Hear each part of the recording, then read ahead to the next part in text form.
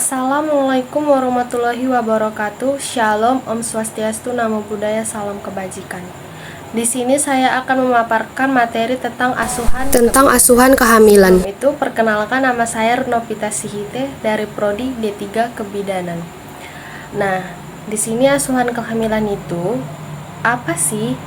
Tapi sebelum itu, definisi dari kehamilan itu yaitu adalah suatu keadaan di mana dalam rahim seorang wanita terdapat hasil konsepsi.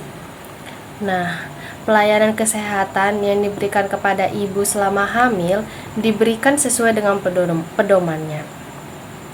Untuk itu, ada pelayanan antenatal care, yaitu masa kehamilan dimulai dari konsepsi sampai lahirnya janin atau 9 bulan 7 hari.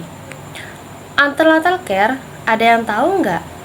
Nah, pemeriksaan antenatal care ini adalah pemeriksaan kehamilan untuk mengoptimalkan kesehatan mental dan fisik ibu hamil hingga mampu menghadapi persalinan, masa nifas, persiapan pemberian ASI, dan kembalinya kesehatan reproduksi seorang ibu secara wajar.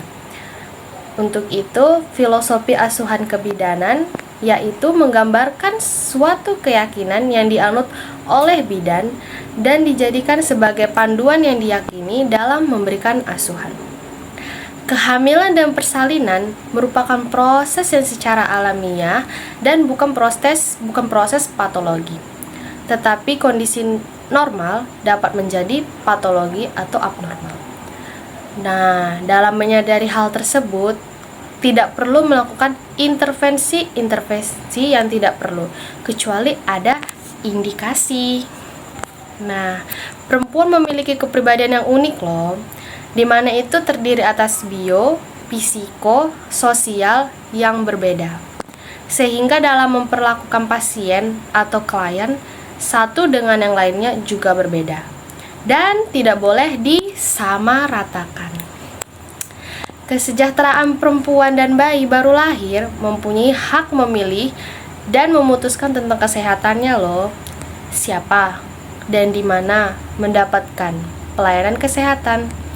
Asuhan kebidanan ini adalah untuk memberikan upaya preventif dan promotif dan menghargai proses fisiologi, intervensi, dan penggunaan teknologi yang memadai.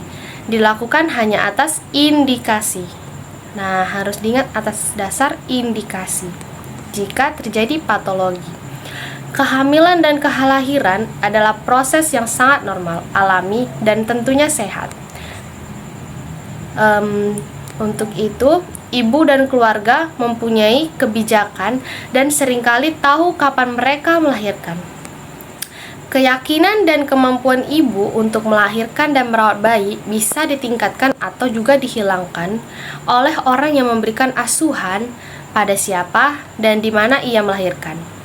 Jika kita bersikap negatif atau kritis, hal ini juga akan mempengaruhi si ibu loh, juga dapat mempengaruhi lamanya dalam waktu bersalinnya.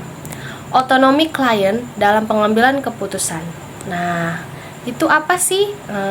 Ibu dan keluarga memerlukan informasi sehingga mereka dapat membuat suatu keputusan. Bidan harus memberikan informasi yang tentunya sangat akurat tentang resiko dan manfaat semua prosedur, obat-obatan maupun tes pemeriksaan sebelum mereka memutuskan untuk menyetujuinya. Nah, selanjutnya itu tidak membahayakan. Intervensi tidak dilaksanakan sebagai rutinitas, kecuali terdapat indikasi-indikasi yang sangat spesifik. Bidan yang terampil harus tahu kapan harus melakukan sesuatu. Tentunya ada tanggung jawab. Dalam asuhan kehamilan ini, yang diberikan harus didasari ilmu, analisis, dan pertimbangan yang matang. Pelayanan yang diberikan harus berdasarkan kebutuhan ibu dan janin, bukan kebutuhan bidan. Nah, ada juga nih tujuan asuhan kehamilan. Apa sih? Tujuannya itu memantau kemajuan kehamilan, memastikan kesehatan ibu dan tumbuh kembang janin, meningkatkan dan mempertahankan kesehatan fisik, mental, serta sosial ibu dan bayi. mengenali dan menemukan secara dini adanya ketidaknormalan atau komplikasi yang mungkin terjadi selama masa kehamilan, mempersiapkan persalinan cukup bulan, melahirkan dengan selamat ibu dan bayi dengan trauma yang seminimal mungkin atau meminimalisir terjadinya hal-hal yang tidak diinginkan, mempersiapkan ibu agar masa nifas dan pemberian ASI eksklusif berjalan normal, mempersiapkan ibu dan keluarga dapat berperan dengan baik dalam memelihara bayi agar dapat tumbuh dan berkembang secara normal. Setiap ibu hamil beresiko mengalami komplikasi yang sangat tidak bisa diprediksi, sehingga setiap ibu hamil harus mempunyai akses asuhan kehamilan dan persalinan yang berkualitas. ANC perlu diperbarui agar asuhan kehamilan lebih efektif dan dapat dijangkau oleh setiap wanita hamil. Mendeteksi kehamilan ganda setelah usia kehamilan 28 minggu dan letak presentasi abnormal setelah 36 minggu. Memberikan suplementasi zat besi dan juga asam folat, timbang berat badan dan ukur tinggi badan, ukur tekanan darah, nilai status gizi, ukur tinggi fundus uteri, tentukan persentase janin dan juga denyut jantung janin. Screening status imunisasi tetanus dan berikan imunisasi tetanus. Toksoid juga diperlukan bila diperlukan, maksud saya. Pemberian tablet besi minimal 90 tablet selama kehamilan, tes laboratorium, tata laksana kasus, temu wicara termasuk program perencanaan persalinan dan pencegahan komplikasi serta KB pasca persalinan. Oke, sekian dari informasi saya mengenai asuhan kehamilan.